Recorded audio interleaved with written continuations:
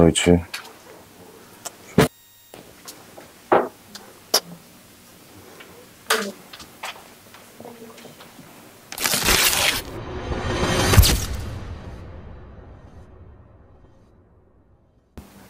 Pessoal, muito obrigado pelo convite. Agradeço aos meus mais velhos, né? Ao Lico, meu padrinho da Umbanda, na Mãe Zane, aos meus irmãos, e também a gente já teve uma vivência, né, espiritual, o Xande e a Janira.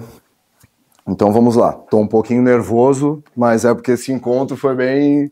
Não esperava assim ter tantos mais velhos assim do meu berço aqui para me escutar hoje. Então, o que a gente vai falar aqui hoje? Em primeiro lugar, me apresentando, sou Maurício, tá? Eu sou iniciado no culto tradicional Yorubá em 2023, o culto de Exu, e sou sacerdote de Umbanda, tá? A gente tem um terreiro que se chama Guardião Divino, fica na passagem do Maciambu. Então, o que a gente vai conversar hoje? Que o Euclides assistiu uma aula minha sobre a história da Umbanda, né? Que história da Umbanda que a gente conta dentro do nosso terreiro, que o meu preto velho, o pai Cipriano, ele desde o início, ele já me direcionou, desde que eu voltei para a Umbanda, lá na casa da Mãe Zane, enfim, saí de lá, passei por outro terreiro, acabei voltando a trabalhar em casa, passei por diversos caminhos, ele me direcionou a um caminho, o caminho de volta, vamos dizer assim, para a gente olhar para os nossos antepassados, para o que eles faziam antes do culto. Que culto é esse? A gente sabe do mito criacional, certo? De 1908, a criação da Umbanda através do médium Zélio Fernandino de Moraes, né? Juntamente com o Caboclo das Sete Encruzilhadas, foi quem trouxe o direcionamento daquela religião que iria começar. Foi exatamente, acho que no dia 15 de novembro, certo? Todos aqui concordam com isso.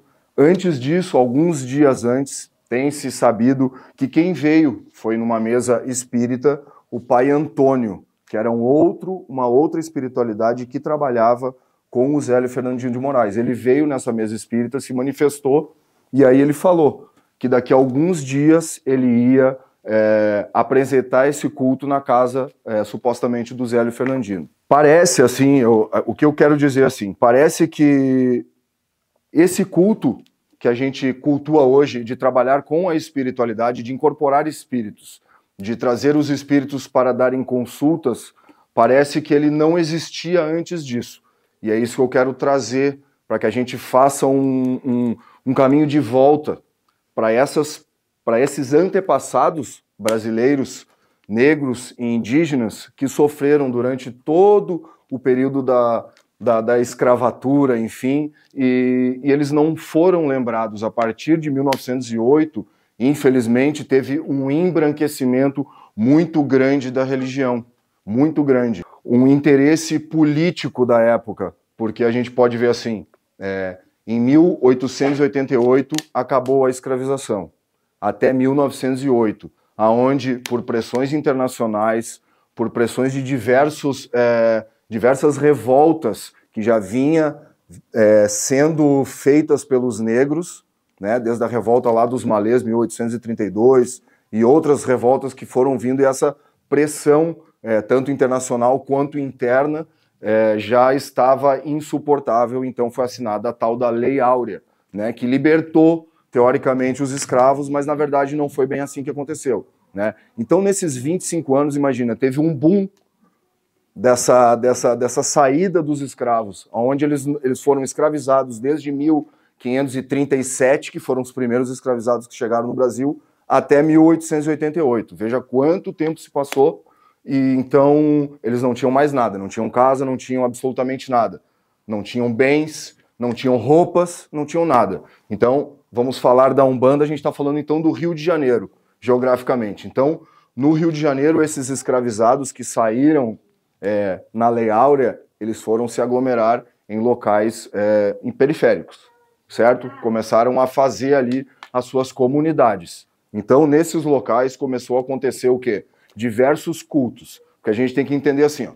A gente tem o povo Banto, que foi o primeiro povo que veio escravizado da África para o Brasil, a partir de 1537. Depois vieram os povos Angola, que é um país vizinho, que aí é o povo Jeje. O Banto cultuava Enkice. O Jeje cultuava os Voduns. No final do século XVIII para o século XIX é que foram chegar os Yorubás, que cultuavam os orixás, certo? Só para vocês entenderem a distância de tempo. Foi muito tempo entre uma coisa e outra. Por isso que hoje a gente cultua os orixás e não cultua os inquices, porque os bantos chegaram há muito tempo atrás. Então eles perderam, foi dizimado a cultura deles. E a única coisa que a gente conseguiu conservar até hoje é esse culto que a gente manifesta toda vez que a gente recebe a espiritualidade, que a gente trabalha com bebida, com tambor, com fumo, que a gente chama essa espiritualidade, que a gente chama de preto velhos, de caboclos principalmente, a gente está trazendo essa ancestralidade primeira, mas a gente não se dá conta disso. Então, com o fim dessa escravização, eles saíram então e começaram a se aglomerar nesses lugares. Então são diversos cultos. Então não tinha uma casa de candomblé, uma casa de umbanda, uma casa de candomblé de caboclo, uma casa de catimbó, uma casa de jurema. Não. Eles faziam todos aqui no mesmo lugar. Eu sou de uma nação, você é de outra nação, o Xande é de outra nação.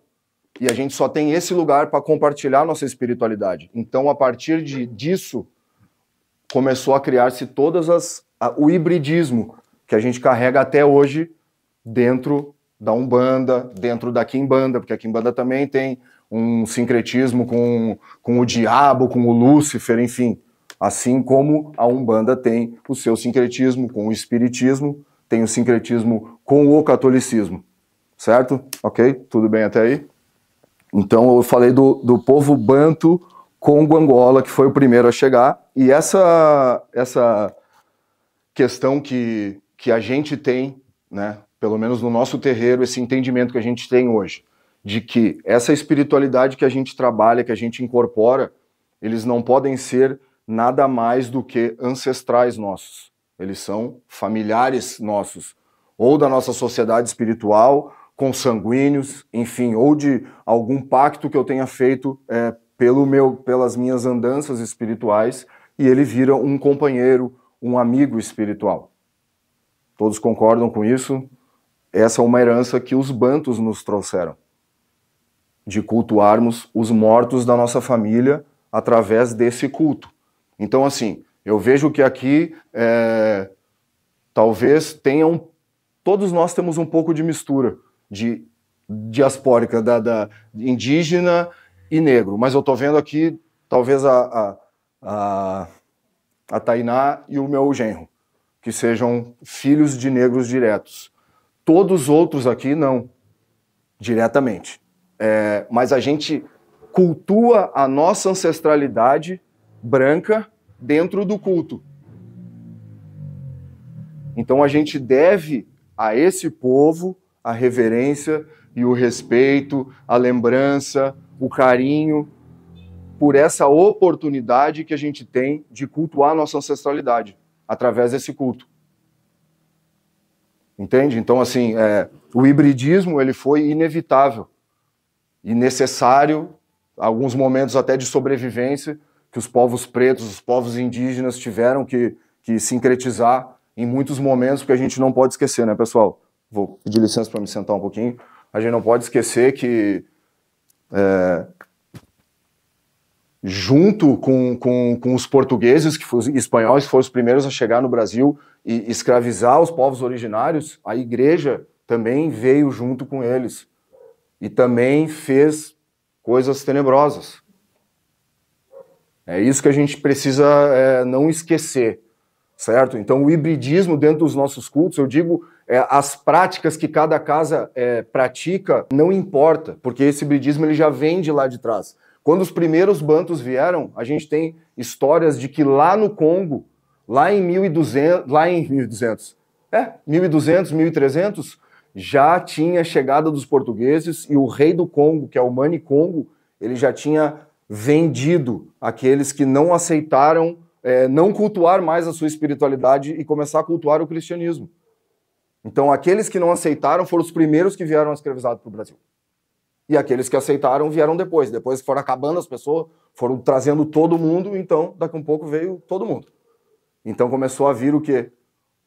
Os africanos que já eram catequizados. pela igreja. Então a gente tem que entender que teve muitos e muitas mortes, muitos estupros, muitas coisas horríveis que foram feitas nesses anos todos. Como eu disse agora, lembrando que foi esse mesmo cristianismo, então, que ajudou a escravizar, dizimar, enfim, todas esses nossos irmãos, né? E se hoje, como eu falei, podemos acessar a nossa espiritualidade, é tão e somente responsabilidade da resistência do povo banto, né? Que resistiu a esses desde 1537 até 1900, resistiu todos esses anos à escravização e conseguiu pelo menos segurar uma velhinha para cima, que foi essa velhinha que hoje a gente deve honrar. Não importa, eu digo, não importa qual a nossa vertente dentro do nosso culto. O que importa é que a gente deve, por obrigação, por respeito e reverência, lembrar deles, né? Dessa espiritualidade que, se hoje a gente acessa a nossa, como eu disse, né? Que não é tão preta, não é tão indígena, né? Como a deles, então que a gente bote a cabeça no chão para agradecer a eles, tá certo? É isso, na verdade, a gente não pede que ninguém mude as suas práticas, mas que reverencie e cultue dessa maneira, né? Reverenciando os irmãos, os bantos, né? É isso. Eu tô com uma dúvida. Ok. Os bantos foram os primeiros que chegaram. Escravizados, Aí tem a primeira leva, a segunda leva e a terceira leva foi a ocupação dos orixás, no caso. Vamos chamar em função de povos, né? Mas foi uma distância bastante espaçada entre uma e outra, né? Se a gente for reparar, teve uma grande variedade, porque são vários povos, tanto na África, sim. tiveram vários tipos de cultuação, aí trouxe pra cá e tiveram que adaptar pra cá, e aí cultuaram. Nossa, imagina a confusão. Porque assim, na África os cultos são bem familiares, assim como o nosso culto. Na verdade, o nosso culto de Umbanda, olha como a gente herdou, é bem familiar. Aqui é praticado de uma maneira, na minha casa é praticada de outra maneira, lá na Mãe Zânia é praticada de outra maneira, lá no Pai Daunei é praticado de outra maneira. Entendeu? Então, lá na África, antes era assim, porque é familiar esse culto. É um culto. Para eles não é uma religião, é um culto ao ancestral. Tanto é que na África tem muitas pessoas que cultuam assim a ancestralidade como a gente cultua e tem uma religião. Muçulmano, até da igreja, do cristianismo, por exemplo, da igreja católica, é muito comum lá. E cultua dessa maneira. Mas nesse caso a Umbanda seria somente a nossa Umbanda brasileira. A Umbanda dessa maneira, ela é brasileira, ela é a diaspórica, toda essa mistura que foi feita, que aconteceu, inevitavelmente, por todos esses anos. Não deixa de tirar o mérito de que a Umbanda é negra. Ela só é brasileira. Isso, com certeza. Porque foi criada aqui, no Brasil. Não veio, né, de um outro país. Mas ela é de uma cultura negra. Né? Que eles tiveram, se eu estiver errado, não, eles podem corrigir. Que eles tiveram que se adaptar e mascarar e criar uma nova religião por conta do brabo. Com certeza. Exatamente. Os brabos, o que aconteceu com os brabos? O que acontece com um boi brabo? Já era. Aí se eu tivesse lá, eu ia me fingir também. Tu acha que eu ia querer morrer? Eu não. Não, santinho aqui, tudo certo. Tudo bem, não tem problema nenhum. Vambora. E foi o que aconteceu. Mas hoje acontece porque a nossa nação é cristã. O nosso berço é cristão. Todos nós fomos batizados na igreja, todos nós fizemos a primeira comunhão, muitos de nós. Crisma, muitos de nós. Entendeu? Dentro das nossas umbandas tem tudo isso, porque a diversidade, entendeu? Mas é isso que a nossa bandeira é essa, nada é errado, mas sim a gente virar as costas, né? Como, infelizmente, em 1908, tem várias histórias, né? Pode ter um interesse político também da classe média, que via aquele culto ali que já estava sendo perseguido pela polícia, né? Porque já estava sendo perseguido pela polícia, porque imagina, preto, pobre, 1900 e pouquinho, existiam as casas de dar fortuna no Rio de Janeiro, que eram essas casas de culto, onde diversas etnias cultuavam as suas espiritualidades, e cada uma era meio assim que não tinha muito, era tudo meio uma mistura mesmo. Era uma Aí já era uma... Naquela época eles já trabalhavam, né, sem camisa, bebendo, fumando, dançando, ao toque do tambor, e para a sociedade isso era horrível, né? Então criou-se uma umbanda para esse povo que não queria cultuar. Imagina, né? Porque a igreja, né? Aquela coisa da cruz e a espada ali, quantas coisas que a igreja fez. Então, aquilo ali era coisa do diabo. Então, a gente pode até... Agora vem um link aqui, ó. Então, a partir dessa construção aí, que foi se criando o quê? Esses são os mauzinhos. E esses aqui, que agora estão fazendo assim, são os bonzinhos. Aí ficou a quimbanda e a umbanda.